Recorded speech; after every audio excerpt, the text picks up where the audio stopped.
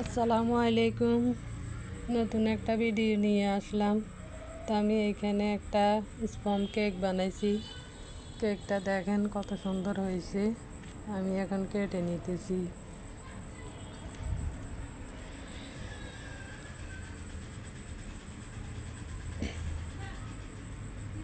তো আমার কেকটা কাটা হয়ে গেছে। এখন চলে আসেন মূল কাজে। তো ভিডিওটা শুরু করার আগে আমি ইউটিউবে নতুন আসছি, সবাই আমার চ্যানেলটিকে সাবস্ক্রাইব করে পাশে থাকবেন। তো আমি ভিডিওটা শুরু করতেছি। আমি এখানে কেক বানানোর জন্য 2টা ডিম নিয়েছি। ডিমগুলো ভালো করে ফাটিয়ে নিব।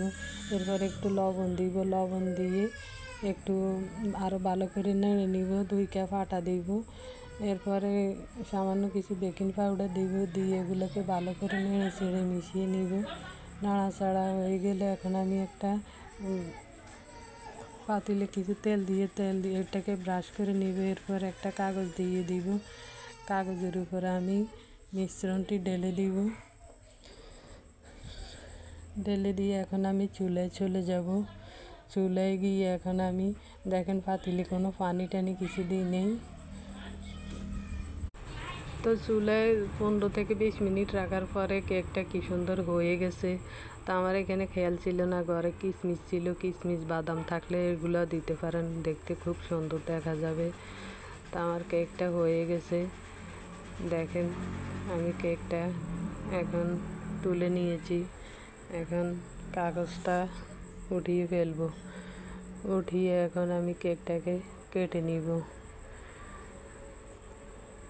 তা আমি ইউটিউবে নতুন আসছি, সবাই আমার পাশে থাকবেন।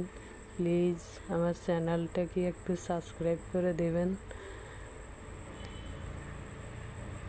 মাশাআল্লাহ, কেকটা দেখতে অনেক সুন্দর হয়েছে। যদি উপরে কিশমিশ বাদাম ছিটিয়ে দিতাম তাহলে আরও সুন্দর দেখাতো।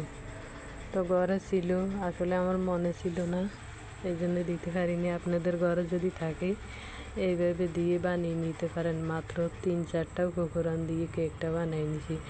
আর আমার পাতিলটা যদি আরেকটু ছোটো হইতো তো দেখতে আরেকটু ভালো হইতো। পাতিলটা বেশি বড় হয়ে গেছে পরিমাণে, এই জন্য কেকটা ছোটো হয়েছে, এই আর কি।